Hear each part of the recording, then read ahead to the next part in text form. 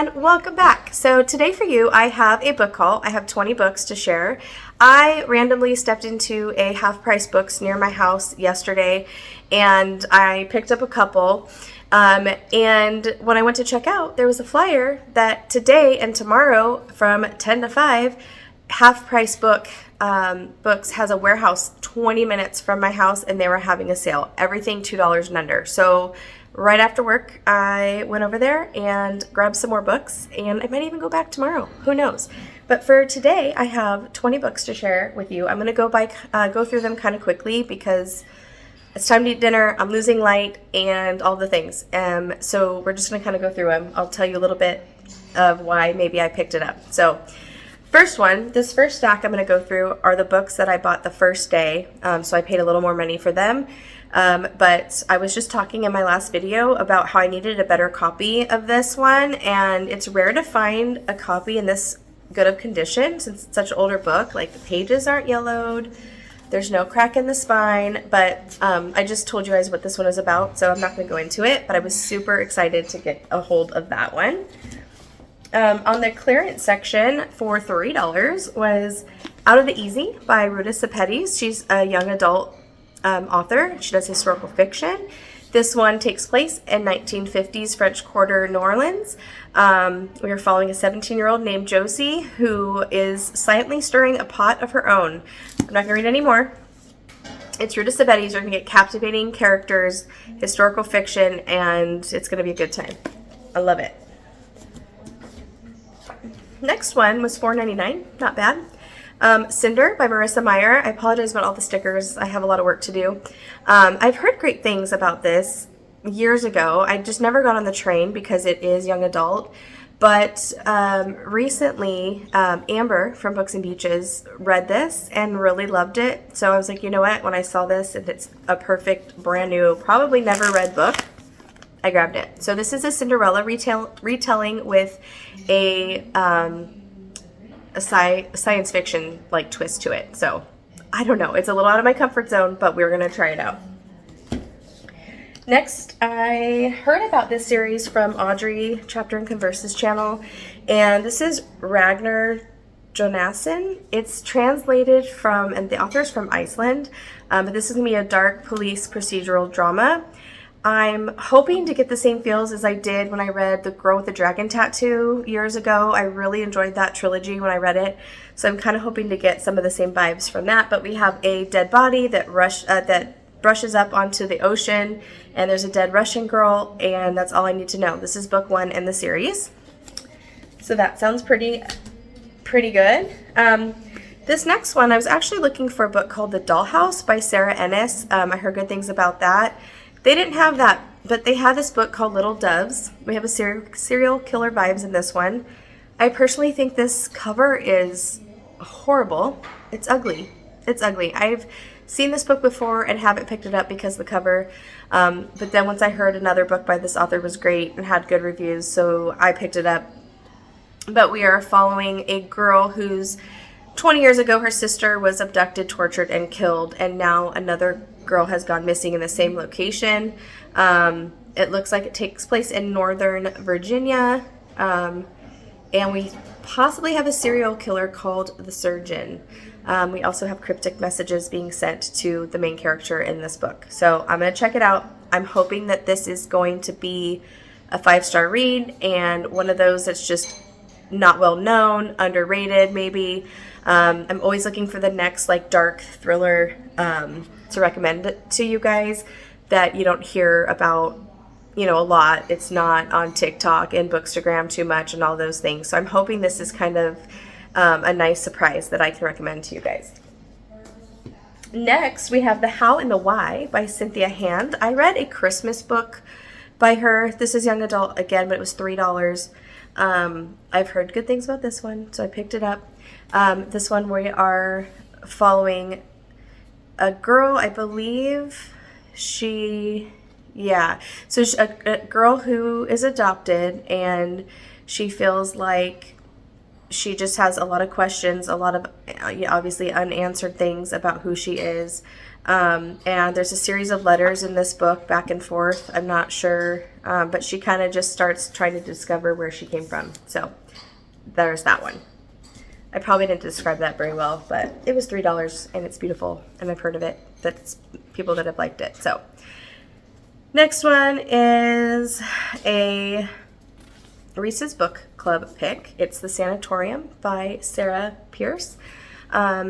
We have a isolated hotel in the Swiss Alps, so already I love an atmospheric novel, so that sounds really exciting. We have a storm, and someone vanishes, then another woman vanishes, so maybe, and then there were nun vibes possibly, but this is book one. I think there's 3 books out that follow the same main detective, I believe. It's been, there's quotes on the back by Lucy Foley, AJ Finn, so People magazine. Sounds promising. Okay, so those are what I bought the first day. And then I spent about the same amount, but I got almost double the books when I went back today. The first one was such a cool find. It's The Dutch House, which I don't have yet. I actually heard this is really good on audio. Tom Hanks is the narrator, so I'm kind of tempted to listen to that, which is why I've never picked this up. But for $2, and it's a first edition signed copy, I mean, of course, $2. Are you kidding me? So there's that one.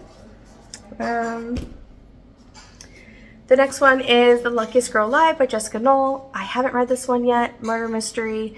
I did read Bright Young Women by her, and that was a really good hit, a really nice surprise for me. I really enjoyed it. I had a feeling that one was going to be overhyped, and it wasn't. It was so good. So I didn't even look to see what this was about. I just saw it. I've heard people talk about it. Had a little bit of FOMO. $2. Yes, please.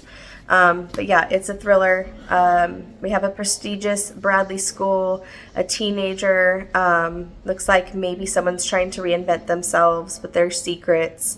Twist that you won't see coming. It says, Luckiest Girl Alive explores the unbearable pressure that so many women feel to have it all, and introduces a heroine whose sharp edges and cutthroat ambition have been protecting a scandalous truth, and whose heart is bigger than it first appears. The question remains, will breaking her silence destroy all that she has worked for, or will it at long last set Annie free? So, sounds good. Next one. All of these were $2, by the way, you guys. Left Neglected by Lisa Genova. I have Still Alice by her. Haven't read it because I heard it's a tearjerker. I'm sure this one will make me cry too, but we have a woman who basically is a mom, a working mother. She has, a busy life, but she's very happy. She's loving her life. She's in a tragic accident, and you're kind of following her story after that. She has a traumatic brain injury. So I probably will have to pick this up when I'm in the appropriate space and mood and time in my life, because it sounds like it's going to be a tearjerker, maybe a really hard one to read. And I really want to pick something up by her. It's an author that's I've wanted to try out for a long time. I don't know what I'm waiting for. Don't know. There's not enough lifetime to read all these books, you guys. Okay, this one is The Scholar. I'm not going to even try to say this name. I'm going to try for you guys. Dervla McTiernan, maybe? This is the same author as The Ruin, which I own on my shelves, haven't checked out, but it's another murder mystery. We have a hit and run victim. We have a doctor who stumbles across this victim. And her boyfriend is the detective that gets assigned to the case. I believe it takes place in Ireland, I believe. Let's see.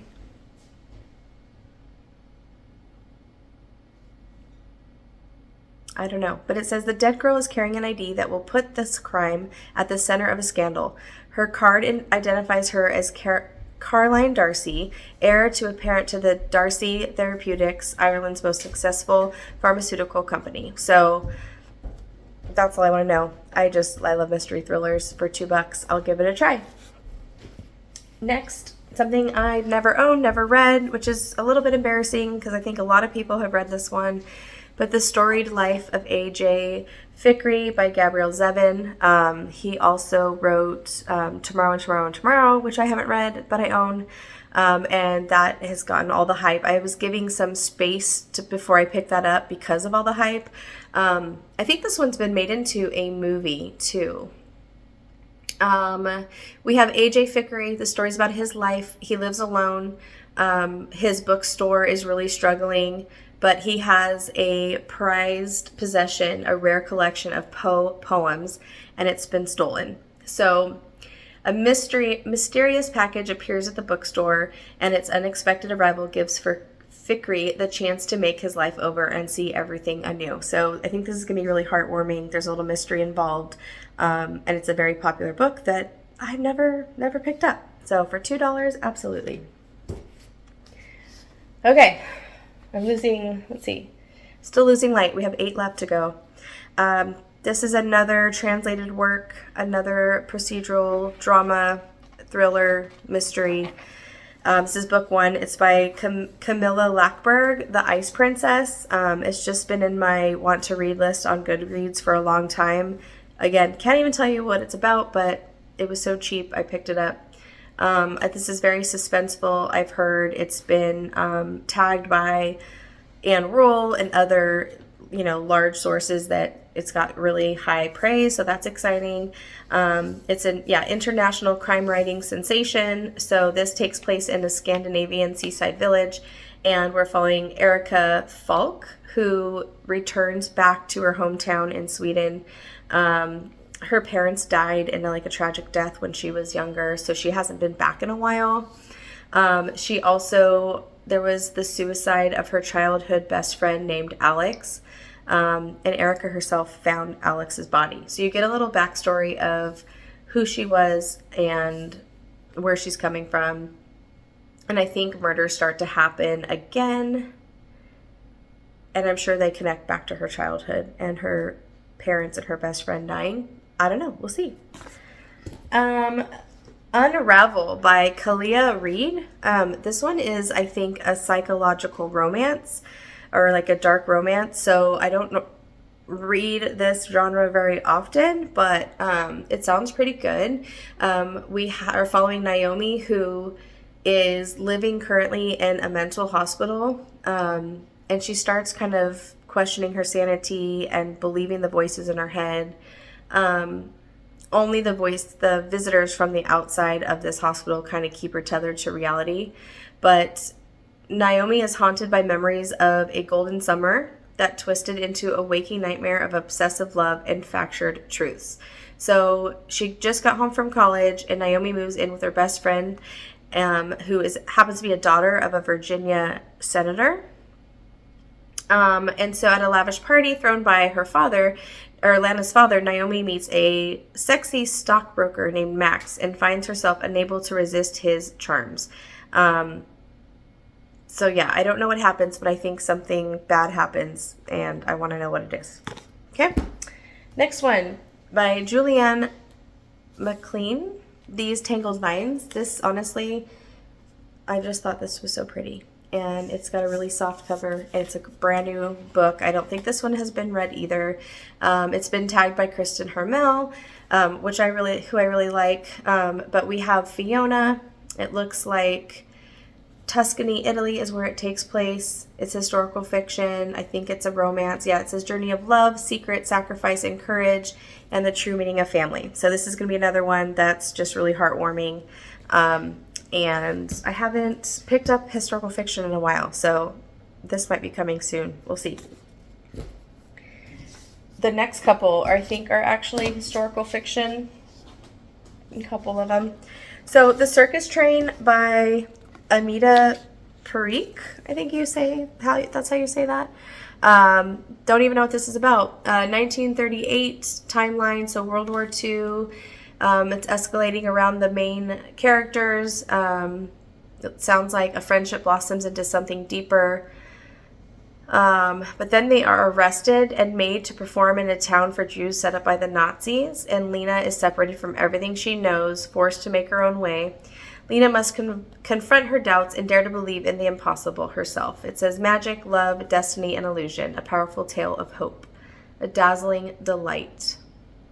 I picked it up. All right, The Lost Jewels by Christy Manning. Another cover by. I've seen this before. It's on my want to read list on Goodreads. It's another historical fiction. I have never read this author before, but we have a character who is a American jewelry historian, and she receives a call about the mysterious Cheapside jewels. She knows she's on the brink of the experience of a lifetime. So she takes a trip to London to kind of figure out who owns these jewels. Are they real? Is this too good to be true? And you have another timeline that is summer of 1912, and you're following another character still in London. It says, inspired by a fascinating true story, The Lost Jewels is a riveting historical novel that will captivate readers from the beginning to the unforgettable, surprising end. It looks like she also kind of meets up with a photographer named Marcus, and yeah, they're just chasing down the mystery and the history of these jewels, and it sounds intriguing. Okay, 3 more. The Exiles by Christina Baker Klein. She's the author of The Orphan Train, which I gave 5 stars. That was really good. That's a World War II novel. This one takes place in Australia in 1840. It's got a cool map inside there, which I like. This copy's a little worn, but again, they were so cheap. So Australia 1840, a country into which England is rapidly pouring its prisoners, including an increasing number of women. With the indigenous population forcibly relocated, promised land of their own they will never receive, the growing population of former convicts is beginning to create a society in the land beyond the seas. Against this backdrop, master storyteller Christina Baker Klein brings us the intertwined stories of 3 unforgettable characters: a sheltered governess seduced by her employer's son, arrested on charges and sentenced to 7 years; the canny young thief, midwife, and herbalist she befriends aboard the ship; and an orphaned girl taken from her people and brought to live with the family of the new governor. So it sounds good. I like historical fiction where you're following multiple characters, multiple points of view, but it's all around the same timeline, same event. They always kind of suck me in. So I like her writing, so that was an easy sell for me. This one, I just kind of took a chance. I've never heard anything about it. Linda Cohen Logman, The Two Family House. Has anybody heard of this book? Never heard of it. But let's see, there's a blizzard, there's a 2-family brownstone, and 2 babies are born minutes apart. The mothers are sisters by marriage. We have dutiful, quiet Rose, who wants nothing more than to please her difficult husband, and warm, generous Helen, the exhausted mother of 4 rambunctious boys who seem to need her less and less each day. Raising their family side by side, supporting one another, Rose and Helen share an impenetrable bond forged before and during that dramatic winter night.